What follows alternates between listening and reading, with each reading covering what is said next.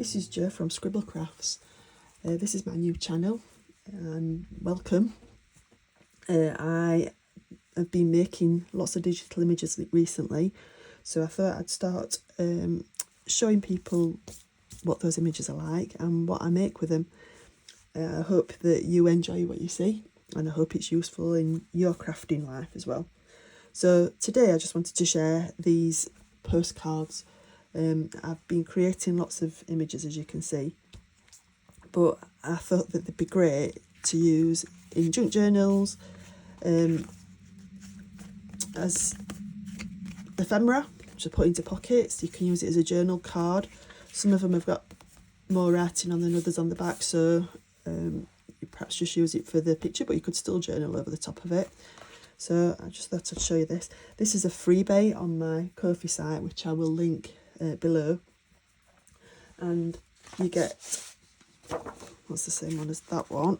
So you get these pictures and these two as well. So there's 3 sheets of pictures and 2 sheets with the postcard backings on. So the postcard backings that you get are these ones and these ones. And as I mentioned, some of them have got more journaling space than others, but you can use them as you wish. So they created, and they're all on the same outer edge, so it doesn't matter what size paper you print them on, both the front and the back should be the same size. So I'll show you how I made these. I'll just tidy these away. So first of all, cutting out. So I very roughly cut, because I'm going to cut again once they're stuck together, once the front and the back stuck together, to make sure they're the same shape. But for now, I just follow the line and just do a straight line, ignore the corner, and cut all the way up. And I do that, and both the backs and the fronts until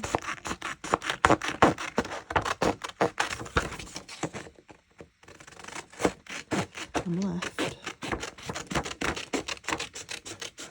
with this. So as I say, I've very roughly cut it out. I've ignored the corners. I've just cut it as a square, as a rectangle, because then when you cut the front part out, you can match it together. And when you stick it together, then we go around the edge a little bit more carefully, and it should then match both front and back, like this one. And we deliberately are going to make the edges very rough to make it look old, and we're going to ink the edges as well, so it's hopefully going to look something like that. So once you've cut out your pieces and decided which front and which back you want, all you're going to do is get your glue. I'm using art glitter, and it's always going to be jammed up when I'm on camera. Right, there we go. So we want to make sure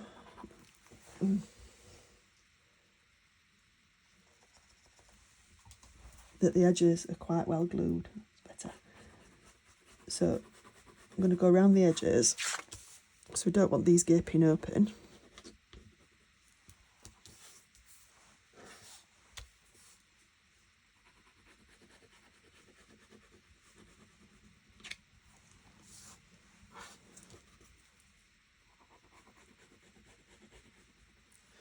And then we're just going to put a smidget in the middle, just to hold it together. Make sure I've got it the right way up. So that's the top, and then that's the top. So I'm going to put these together as closely as I can to the edges, so that they match as much as possible, so we don't lose so much when we start to cut the edges off. So there we go. So now we've got the front and the back stuck together. So I'm going to get my scissors, and I'm going to start to cut, and I am not cutting straight lines. I am going to deliberately move the card about as I'm cutting, to make it so that they are quite curvy lines. I don't want rough edges, as in I don't want corners, but I just want it to be quite rough around that corner. And I'm just going to make sure that I've caught everything on the front as well. I've just missed that bit there, look. That's it. And then along this edge.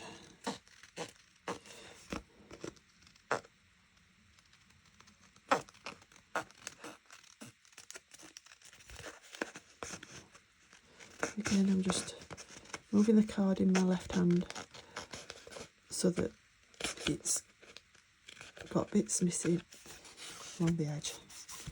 Now that's really clear. Put my nice corners on. Oops, not so nice. He's really forgiving this. If you're not very good at cutting out, this is great. It's probably actually better if you're not very good at cutting out, because if you're a bit pedantic, it's not going to turn out the same. Around the edge.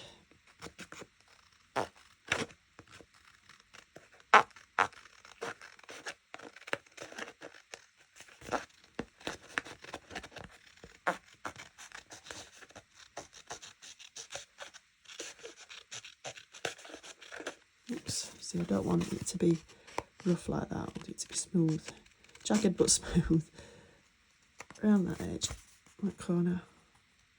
I'm just going to cut that bit there. So as you can see, when I've turned it over, there are some bits where I've missed the wire. Now, it's not a big problem because I'm going to ink, but just in the off chance that you're going to see it, I am just going to cut those bits off as well.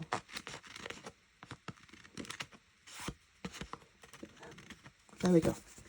So, I made a merry mess, but there's my postcard. I'm going to cut that bit off. That's it.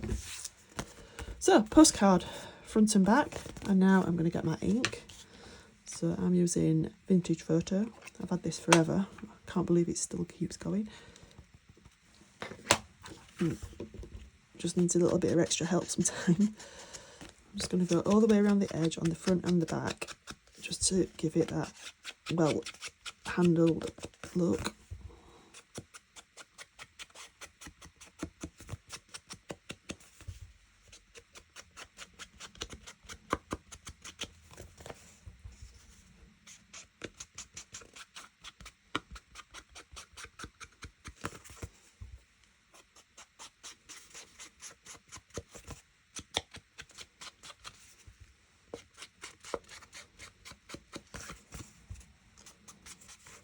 There we go.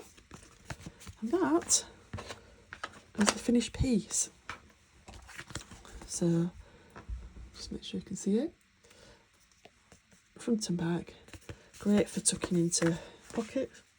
It is a little bit oversized postcard, I suppose, but you could fold it in half, make it into a little book, or use it as a journaling card in a pocket.